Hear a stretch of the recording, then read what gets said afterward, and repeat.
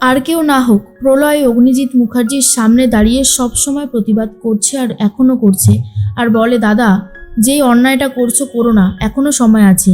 মেহেককে বলি দিও না দাদা, কেস জেতার জন্য মেহেককে বলি দিচ্ছ তুমি। অগ্নিজিৎ মুখার্জি বলে, আমার মেয়েকে নিয়ে আমি কি করব সেটার জন্য আমি তোকে কৈফিয়ত দেব না।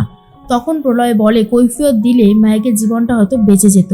মেহেক তখন তার কাকাইকে বলে, কাকাই, আমি আর এইসব নিয়ে ঝামেলা চাইছি না, বুঝতে পেরেছ? আমি কৃপানকে বিয়ে করে নতুন করে জীবনটা শুরু করতে চাই, এই কথাটা মিলিয়ে নিও। আমি আমার পাপাকে ভালোবাসি, তার জন্য সব করতে পারি। গীতাও হাল ছাড়ার পাত্রীটা নয়। গীতা তখন মনে মনে ভাবতে থাকে, পদ্মকেই আমায় ব্যবহার করতে হবে। পদ্মকে বুঝিয়ে বলে দেয়, তুই এখন থেকে কৃপানের বউ হয়ে থাকবি, বাকিটা আমি সামলাবো। স্বপ্না দেবী বলে, এই শোন, তুই এসব বন্ধ করবি? গীতা বলে, না, বন্ধ হবে না। কেন বন্ধ হবে? মেহেকের জীবনটা শেষ করতে চাইছে মেহেকের বাবা, সেটা তো আমি এত সহজে হতে দিতে পারবো না। ভজনকে ফোন করে বলে, কাল কোর্টে আসবেন তো ভজন মিত্তির, আপনার সাথে যে আমার অনেক কথা আছে। ভজন তখন বলে, এই ভদ্রভাবে কথা বল, তুই এসব কি বলছিস হেয়ালি করে?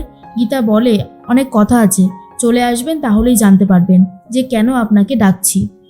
ভজন ভাবে, হঠাৎ করে গীতা আমাকে ডাকছে কেন? সকাল হতেই ছটপট করে রেডি হয়ে বেরিয়ে পড়েছে। কোর্ট চত্বরে সবার সামনে দাঁড়িয়ে গীতা ভজনকে বলতে থাকে আর থ্রেট করতে থাকে যে, তুমি যদি আমার সাথে আমার কাজটা না করো তাহলে কিন্তু তোমার কপালে বিপদ আছে।